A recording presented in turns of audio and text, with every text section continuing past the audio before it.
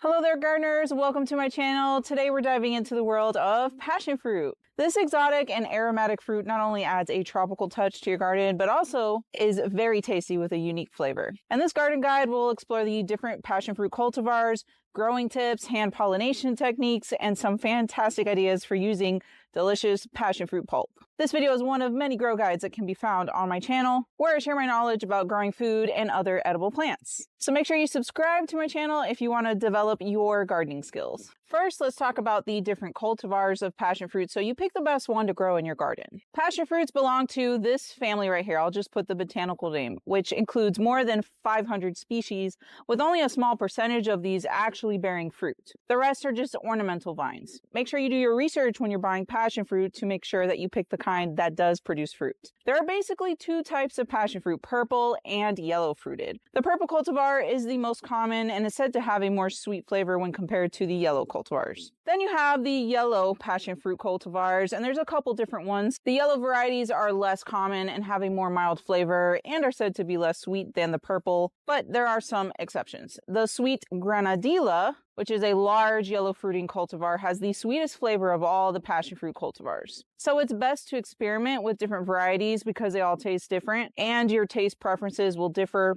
when compared to mine. If you grow both the yellow and purple cultivars, please comment below on the differences. I'm just curious to know what you think. The yellow cultivars are much larger in size, therefore provide more juice and tend to produce more fruit than the purple varieties. For example, giant granadilla is the largest passion fruit cultivar with fruits that can get as big as a football. Also, the yellow cultivars have higher tolerance and resistance to soil pests like nematodes and diseases compared to the purple varieties. However, yellow cultivars typically require hand pollination to produce.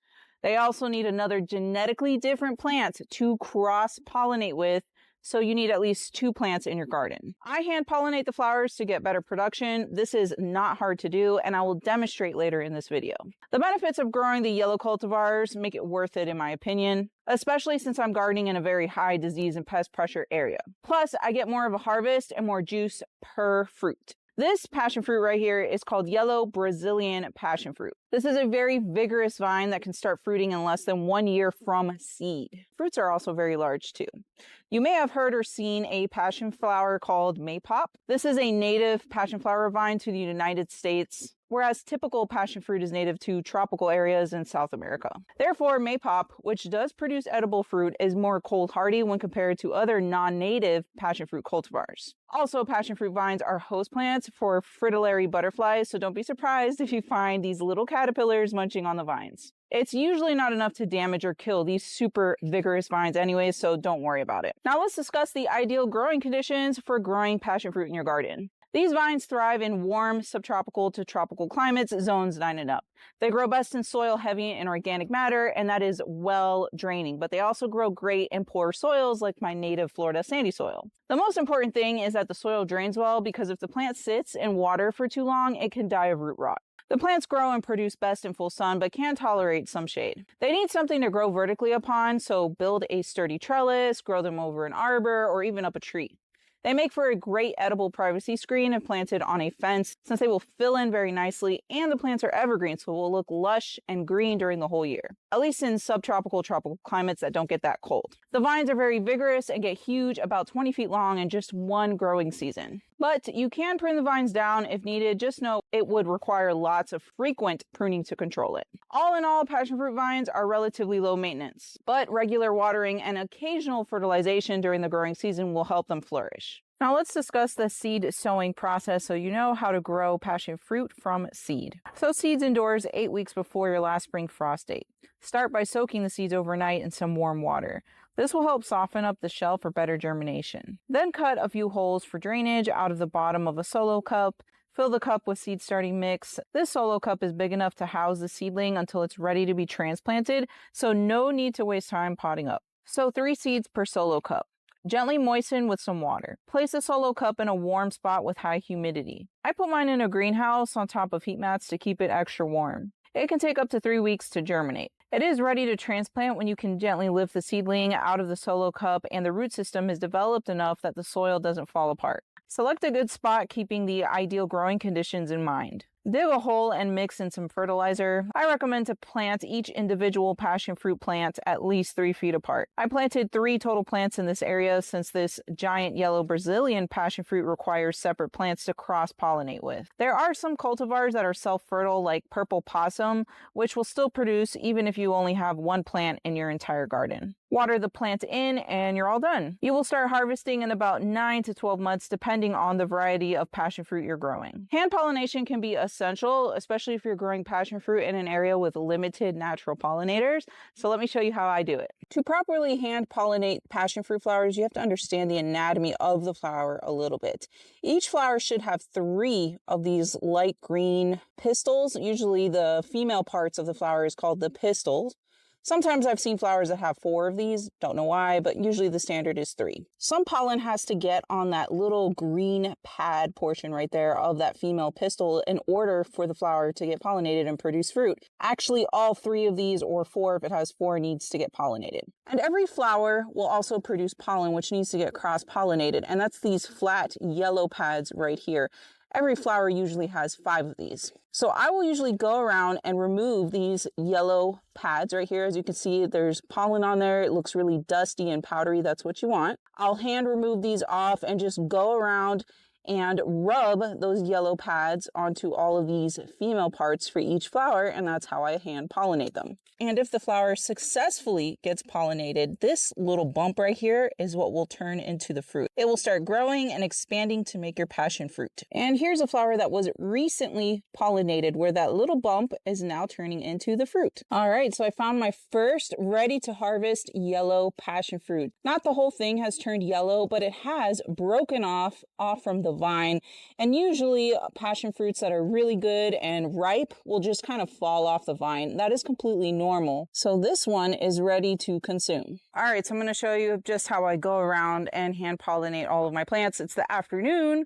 All of the flowers that are good for today are fully open.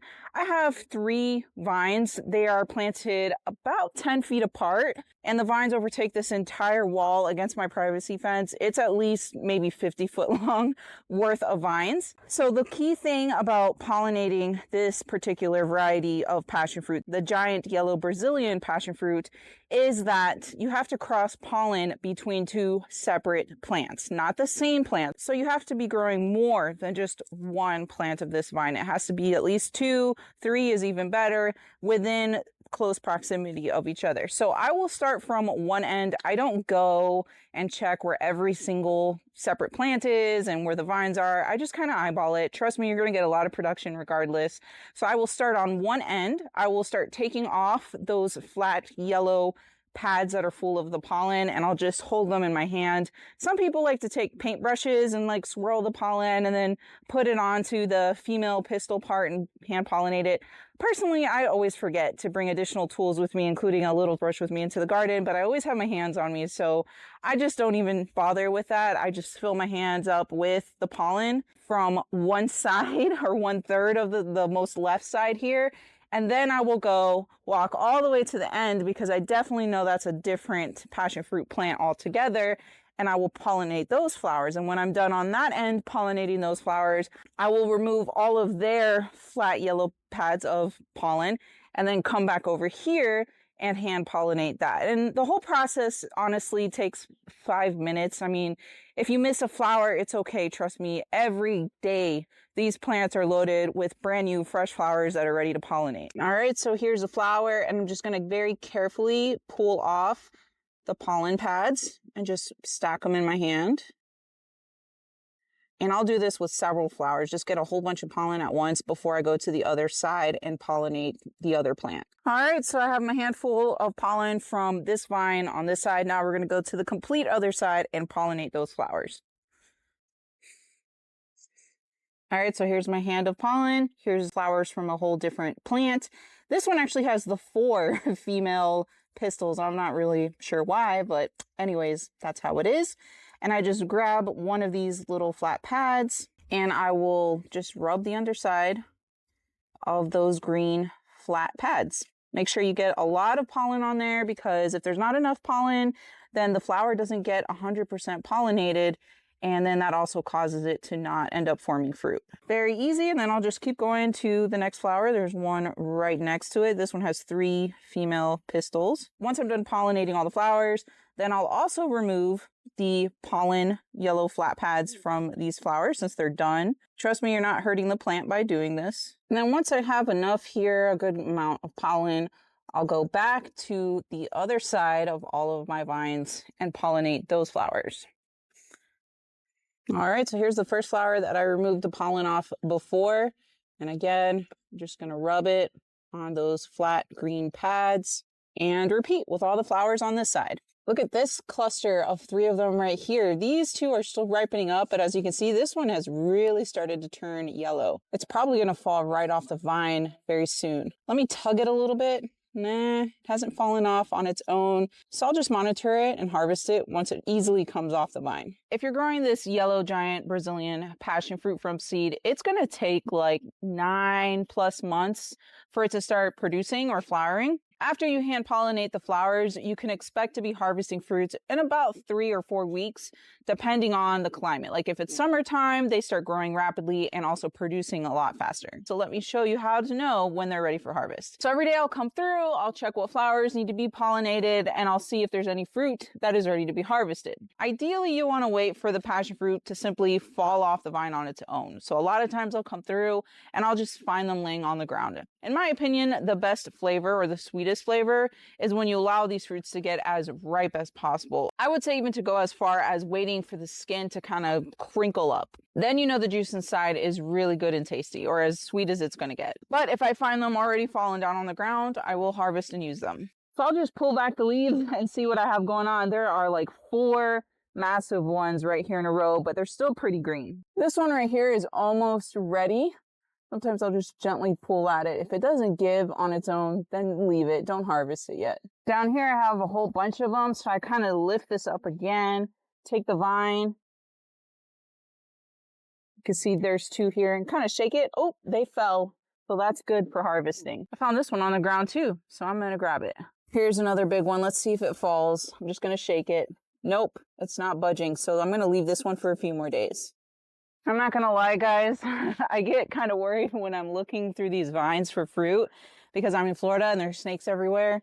So far, I haven't found one in there, but I wouldn't doubt if they're in there and I just don't see them. But totally worth because the fruits are so delicious and there's so many things that I like to make with them. All right, not a bad harvest for one day. And just one of these on average has about ½ a cup of juice per fruit. That's why I love this variety so much. It does produce a lot. All right, so I'm harvesting this many almost every other day or so. That's a lot of passion fruit. If I don't consume this like fresh, I will at least like remove all the sweet, juicy pulp from the inside, and then I'll put it in these plastic storage containers and just pop them in the freezer until I want to use it some other day. Now let's talk about the exciting part, what to do with all those passion fruits once they're ready for harvest. One of my favorite uses is to scoop out the aromatic, seedy pulp and enjoy it fresh. It's perfect for a sweet and tangy snack. You can also use passion fruit pulp in a variety of culinary creations. Add it to smoothies, desserts, and cocktails for a burst of flavor. It makes an excellent addition to fruit salads, yogurt, and even as a topping for pancakes and waffles. Some creative cooks also use passion fruit pulp in savory dishes, such as glazes for grilled chicken or seafood.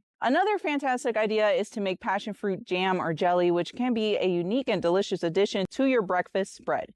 It's so versatile, the possibilities are endless. Well, there you have it, guys. I just shared all of my knowledge about growing passion fruit, and I hope it inspires you to try growing it at home. If you want to grow this same exact giant yellow Brazilian passion fruit from my garden to yours, you can find seeds on my website. If you enjoyed this guide and learned something new, make sure to give me a big thumbs up. That helps out my channel more than you know, and make sure you subscribe so you don't miss any of my gardening tutorials. Thank you for watching and happy gardening.